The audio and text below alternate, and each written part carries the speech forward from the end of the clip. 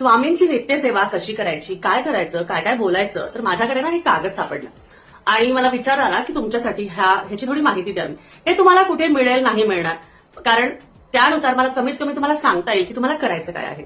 ह्या नित्यसेवेच्या ह्यामध्ये बघा, हे मला एखाद्या पुस्तकात मिळालं होतं. त्यामध्ये करायचं काय आहे तुम्हाला सांगितलंय. नित्यसेवेमध्ये सगळ्यात आधी तारक मंत्राचं पठण. तारक मंत्र तुम्हाला म्हणायचं आहे. निशंक हो निर्भय हो म्हणारे. सिद्धमंगल स्तोत्र. सिद्धमंगल स्तोत्र का म्हणायचं, तर तारक मंत्र आपले स्वामी आपल्याला सर्व गोष्टींपासून तारून नेतील. सिद्धमंगल स्तोत्र घरात लक्ष्मी रूप घेऊन आपल्या घरात सुख, समृद्धी, आनंद येईल. त्याचबरोबर श्रीपाद श्रीवल्लभांनी काय वचनं दिलेली आहेत, म्हणजे त्यांच्या चरित्र वाचण्याने सिद्धमंगल स्तोत्र म्हटल्याने काय होतं हे इथे माहिती दिली आहे.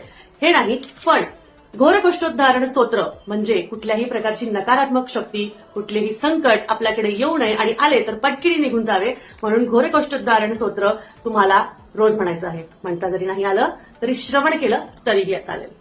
तर मला ही नित्यसेवेची माहिती तुम्हाला सांगायची होती. आवडली असेल तर नक्कीच आपल्या पेजला फॉलो करा. भेटूया परत. श्री स्वामी समर्थ.